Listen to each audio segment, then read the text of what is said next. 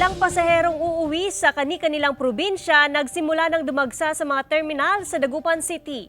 Sundan sa report. Pauwi sa Sual, Pangasinan ang mag-inang Baldos. Doon nila gugunutain ang Semana Santa.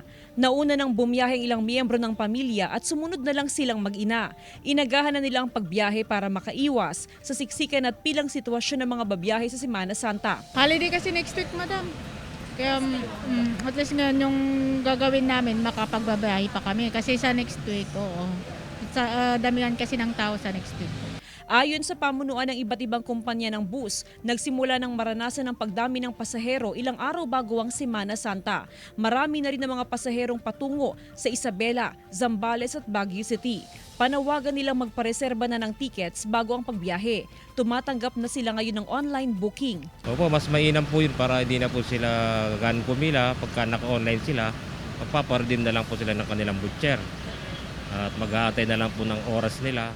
Sa ngayon, walang nakikitang problema sa bilang ng babiyahing bus sa Semana Santa. Maayos ang kondisyon ng lahat ng bus para matiyak ang ligtas na biyahe. Nakabantay na rin ang pulisya sa mga bus terminal at sa iba pang lugar na inaasahang dadagsain ng mga tao. Kasama si Wilson C., Jasmine Gabriel Galban, One North Central Luzon.